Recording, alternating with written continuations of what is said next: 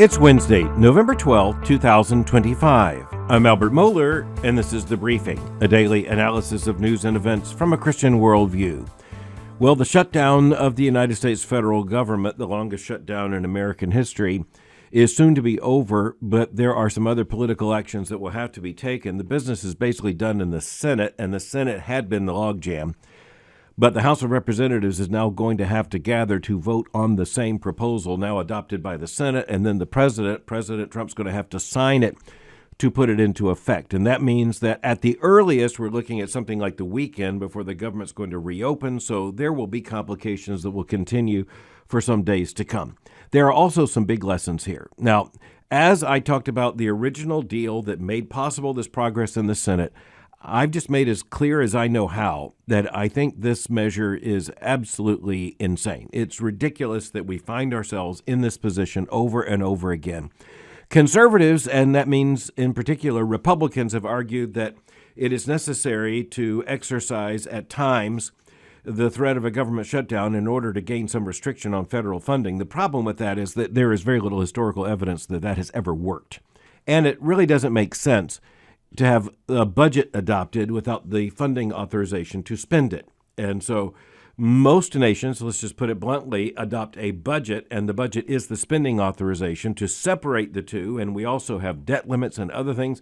All of that just sets up continual political conflict, which often doesn't appear to accomplish much of anything but irritating the American people. Furthermore, there are real-life consequences, and even those of us who think that the size and spending of the federal government are out of control, it doesn't appear that any meaningful control really comes by this process. But it is a political showdown, and in almost every political showdown, there are winners and there are losers. So what's the equation there? It appears that President Trump and the Republicans basically won this battle because the Democrats caved. A sufficient number of Democrats, 8 in number, and that means those who are identified the Democratic caucus. One of them, Senator Angus King of Maine, is actually an independent, but he caucuses with the Senate Democrats. The reality is you had a sufficient number of senators on the Democratic side to switch sides for this vote in order to get the government back in business.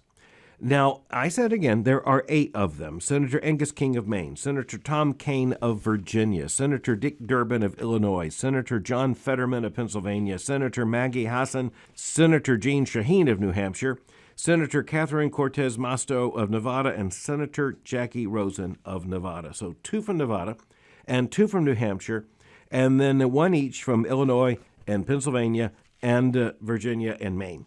All right, so what makes this really interesting? Well, for one thing, as you look at the Democrats in the Senate, the Democrats who did cross the aisle, so to speak, to bring the government shutdown to a close, voting with the Republicans, are Democrats who, in the main, are not going to face voters for quite a long time. And that demonstrates the fact that Democrats who are going to face voters in the short term, they weren't going to get anywhere near this kind of agreement. And that tells you how the politics works, not between the two parties, not at the national level or even at the state level for elections to the Senate, but in the primary level inside the parties. And that means that other Democrats who might have been basically equally willing to reach this agreement, to pass a rather clean continuing resolution and just get the government back in business, the reason they didn't is not because they fear Republicans, it's because they fear other Democrats. And at the top of that list is the chief Democrat in the Senate, New York Senator Chuck Schumer. Charles Schumer entered the United States Senate in 1999. He quickly went up. He had served, by the way, in the House for almost 20 years, 1981 to 1999, representing a district there in New York. He aspired to get into the Senate. He was elected to the Senate. He very quickly rose in party leadership among the Democrats in the Senate. He was majority leader in 2021 to 2025, and he lost that post. He's still the Democratic leader, but he lost the position of majority leader when the Democrats lost the majority. But he's still the Democratic leader, and it's really interesting. The big question right now is how long will he be the leader of the Democrats in the Senate? He basically crashed and burned on this question. And I'm going to talk a little bit more about how that became very evident. But the other thing here is that Senator Schumer has been operating out of the fear that he would be primaried by someone to his left in the New York Democratic picture. And that's exactly what is going to happen. It's already announced now. So the Senate minority leader, the Senate Democratic leader, Chuck Schumer, who would be a liberal in any other context, isn't going to likely be liberal enough for at least some in New York who want generational change, and they also want a shift even further to the left. Now, Senator Schumer joined in another measure with Republicans, and that had led to all kinds of controversy. And this one, he said he was going to draw a line in the sand, and that line in the sand was continuing the COVID special increase or subsidy for the Affordable Care Act, or Obamacare, under the situation of COVID. So it was a dated increase because of COVID. It was supposed to expire. Senator Schumer and the Democrats are claiming that that will leave millions and millions of Americans facing an increase in insurance costs. And by the way, it undoubtedly will. But it was the Democrats who put the measure through with this expiration. And so they want to have their cake and eat it too. And they wanted to use this for political leverage. But Senator Schumer's effort to use this for political leverage, he drew a line in the sand, and 8 of his own members broke with the party leadership, broke with his leadership on this issue. And by the way, the criticisms are now mounting. The chief criticism is that he's ineffectual. And in this case, he apparently, well, just was. The other thing is that he's not liberal enough. There are those in the Democratic Party who are saying that his demand for a continuation of the Obamacare subsidies not only wasn't enough, it wasn't nearly enough. In other words, they wanted a whole list of liberal goals as leverage in terms of this continuing resolution to get the government back in business and to fund the budget. So the bottom line is politics is always interesting. It's always a clash of worldviews.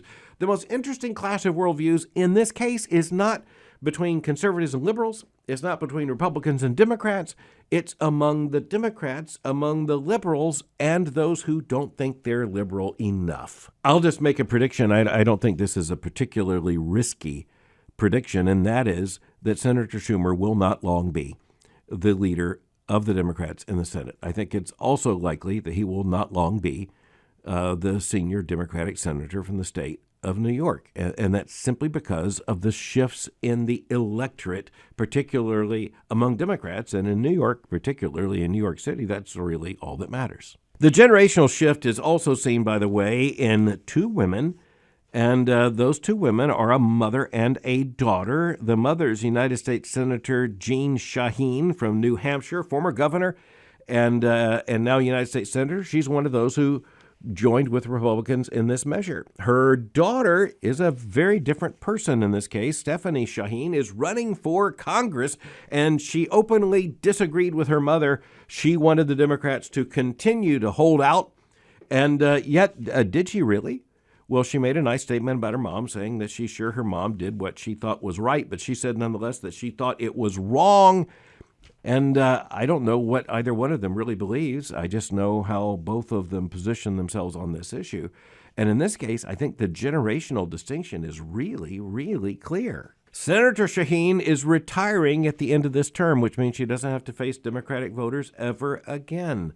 Her daughter is just beginning what she hopes is going to be a congressional career in the Democratic Party. In order to do that, here's the big worldview lesson.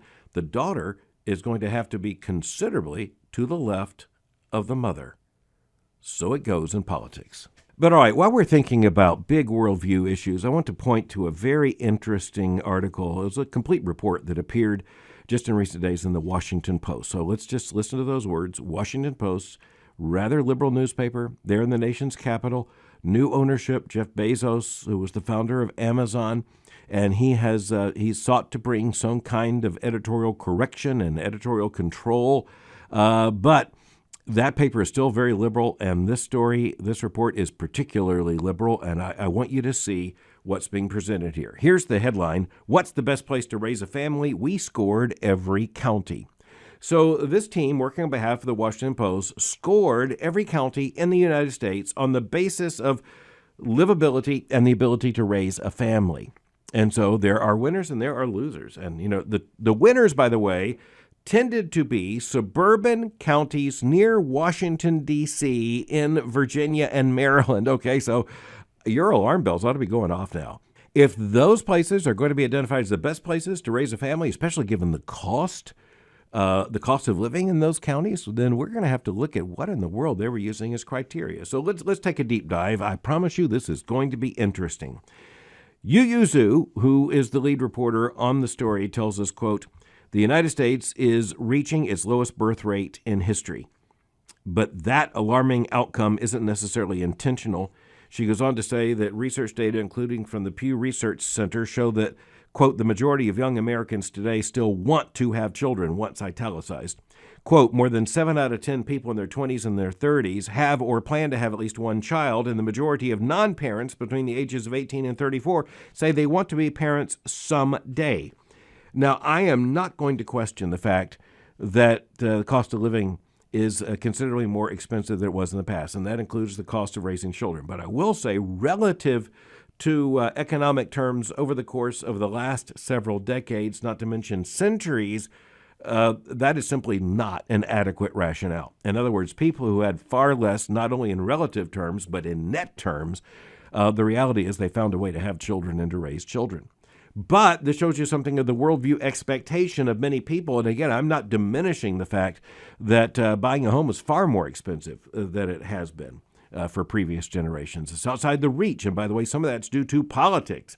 It's due to inflation, yes, but it's also due to politics, including restrictions on building houses. You know what? Here's a surprise. That comes with consequences.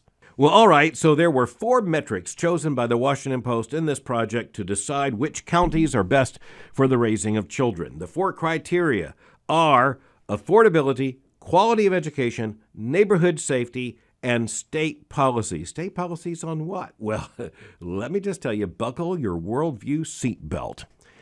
State policies on, quote, abortion access, parental leave, and LGBTQ rights.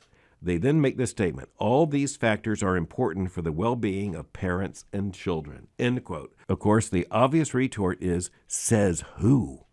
Says who? Look what they baked into the cake here for this research. The most important newspaper in the capital city of our nation is ranking every county in the country on the basis of livability, choosing and predicting which are the best places to raise a child. And they start out with affordability. Of course, we get that metric. Quality of education, okay, that's going to be laden with some worldview assumptions, but we agree education is important. Neighborhood safety, that means crime rate. I think all of us would agree that's important. But then state policies on abortion access, parental leave, and LGBTQ rights, wait.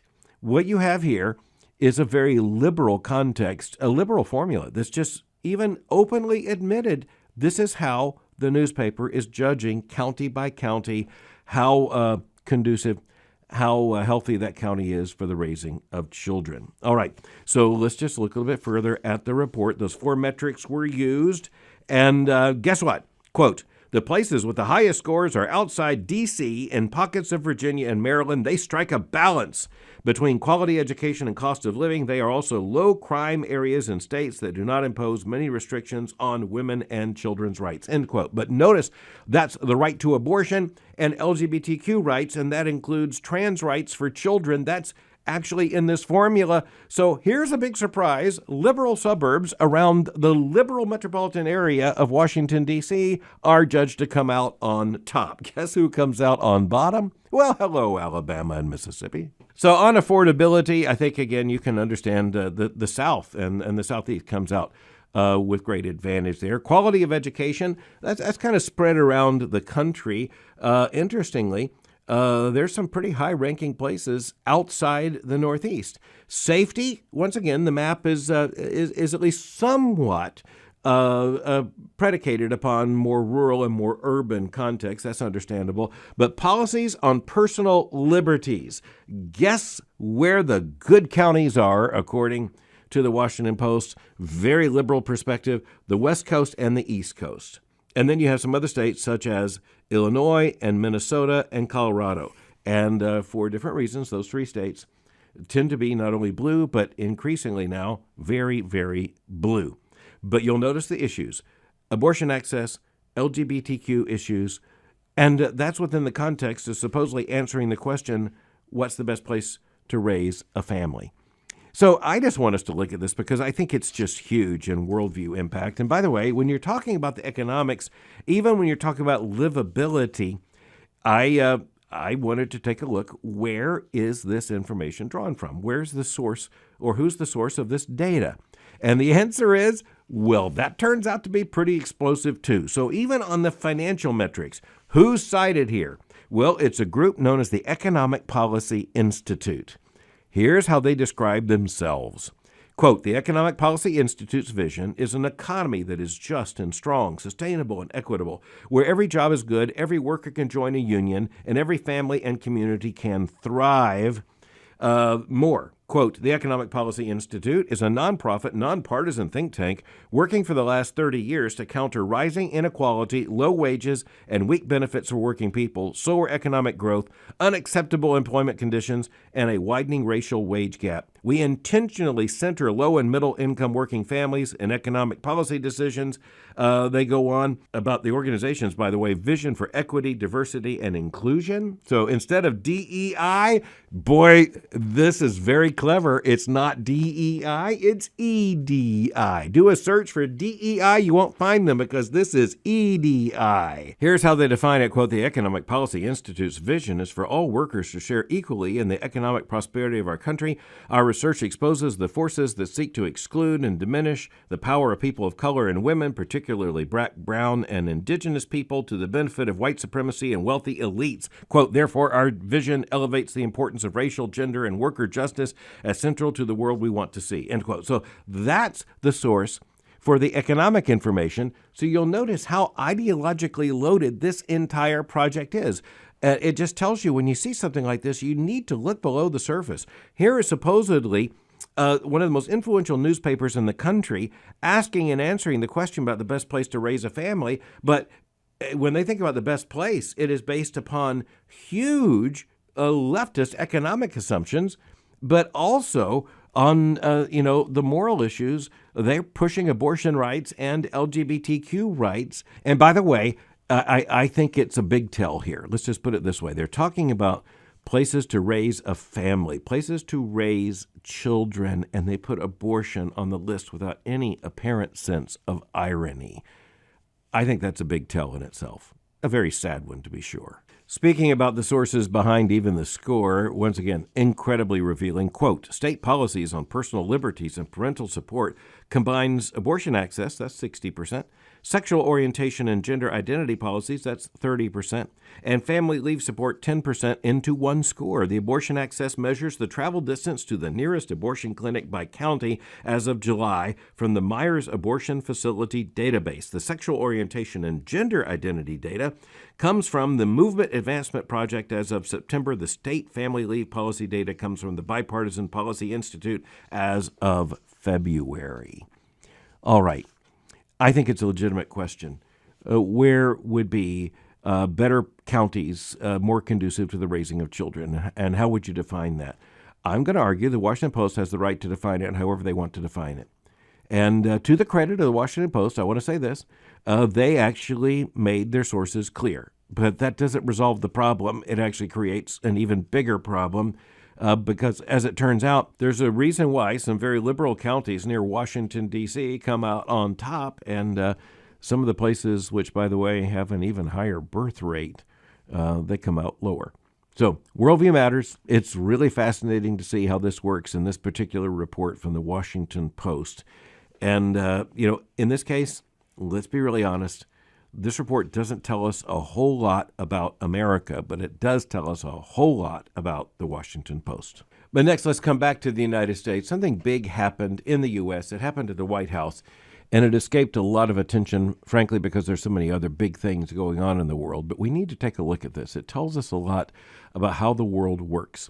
What happened is that the president of Syria, the nation of Syria, made a visit to the White House and met with the President of the United States, and thus was hosted by the President of the United States. In political terms, international policy, that's massive.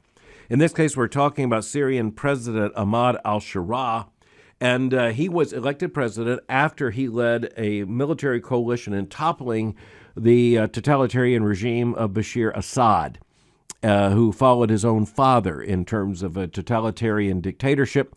That was, let's just say, a thorn in the side of Western nations and in particular of the United States for a very, very long time. And it was understood to be not only a repressive and oppressive dictatorship, it was also understood to be a state actor in terms of terrorism and in terms of giving aid and comfort to various terrorist groups. Now, of course, this is where the story gets more interesting, because the announcement made at the White House this week is that President al-Sharaa and President Trump had agreed that Syria will join in a coalition to oppose ISIS, the Islamic State. So why is this so interesting? Well, it's interesting that this is the first time a political leader, a head of state of Syria, has visited the White House. It's also very interesting that the White House, the President of the United States, wanted him to visit and to make it publicly visible. That's interesting. What's even more interesting is that until just recently, this very man was on the most wanted list by the United States government with a price on his head because he was identified himself as a terrorist and one who was a part of the effort undertaken by al-Qaeda. How in the world does someone change for being an avowed enemy of the United States, basically targeted for arrest and military action, and then all of a sudden he's invited to the White House and made a part of a coalition? How can history turn so quickly? But as you know, one of the lessons of history is that history can turn very, very quickly. One of the clearest examples of this came during the Second World War. Just remind yourselves that when you think of the Second World War, you think of the Allies, and that includes, of course, Britain and the United States and our other allies over against Nazi Germany and its allies. Okay, where's the Soviet Union? The Soviet Union was our ally. Well, it was, but before it was our ally, it was allied with Nazi Germany, a pact that was made between Joseph Stalin and Adolf Hitler through their foreign ministers at the expense of England and the United States and all the allies. Joe Stalin was at one point the avowed enemy of the allies, and then he became one of the allies. What changed that? Well, one thing that changed it was Adolf Hitler invading the Soviet Union. Guess what? Joe Stalin switched sides. And then you had people who would say, well, how can Joe Stalin, how can the Soviet Union be an ally? And the answer is because in the fight to defeat Nazi Germany, it was absolutely necessary for the Soviet Union to be an ally. The Soviet armed forces, absolutely crucial. And not only that, the Soviet Union facing the direct invasion of the Nazi forces, an existential threat, of course, to the Soviet Union. Joe Stalin fought back, and so you had capitalists and communists working together. They had been opposed to one another. They had actually been militarily defined as enemies. Now, all of a sudden, they are allies, and now you have the great powers, and you've got Churchill and Stalin and Roosevelt meeting together. How does that happen? It is because history is full of reversals. And history also indicates that national interest is something that has to be defined in the long term, yes, in the medium term, yes, but sometimes in the short term, and sometimes the short term means right now. And this means that throughout American history, sometimes we've had some very awkward allies, even as we've had some very self-avowed enemies. And sometimes our enemies have become our allies. Consider what happened. After World War I and World War II, Germany was at the center of the problem, but Germany's been a key ally to the United States ever since the defeat of Nazi Germany at the end of World War II. What about Japan? Imperial Japan was the avowed enemy of the United States of America. Just think Tora, Pearl Harbor. But Japan, since World War II, has been one of the closest allies to the United States, and its strategic importance as an ally right now in the Pacific is underlined by headline after headline. And so it's a reminder that in the rising and falling of world events, and the rising and falling of empires, and the rising and falling of alliances, nations do what they see as in their best interest at that time. And that does mean that sometimes we have some very strange friends. We have some very strange treaty members. We have some partners. We also have some enemies that align themselves differently from time to time. And right now, with the contest between, say, China and the United States for world influence, it's interesting. You've got people who would like to play it both ways. And it's hard to know exactly how the map will be colored when we look just say a year or 2 years from now. But one of the clearest examples of that is the presence of President Ahmed al-Sharaa, who had been on the most wanted list by the United States government is now, this week, a guest of the President of the United States in the White House. Is this hypocrisy? No. It was done right out in the open. The White House released the picture. The Syrian news agency released the picture. It was done right out in public. Why did the United States do this? Because the United States has everything to gain by the current president of Syria joining in an effort against the Islamic State. And is there something for the United States to lose? Yes, but there's a lot more at stake for President al-Sharaa in Syria. And he had to know he was putting his life on the line and making this visit to the White House. So history does sometimes turn. And if all we see in history is the rising and falling of empires and the coming and going of allies and enemies, we're going to miss the big thing. As Christians, we have to look at history and understand there is a providential understanding of history that comes to Christians. And we also understand that in the rising and falling of empires and the making and unmaking of allies and enemies, there's a picture of a world in absolute confusion until all of this is brought to a conclusion with the coming of the Prince of Peace and the establishment of the kingdom of Christ. Until then, maybe one way to look at it is no permanent friends and no permanent enemies. The person who's on the most wanted list can be a most honored guest at the White House in short order. How's that for irony? Thanks for listening to The Briefing. For more information, go to my website at albertmohler.com. You can follow me on X or Twitter by going to x.com/Albert Mohler. For information on the Southern Baptist Theological Seminary, go to spts.edu. For information on Boyce College, just go to boycecollege.com. I'll meet you again tomorrow for The Briefing.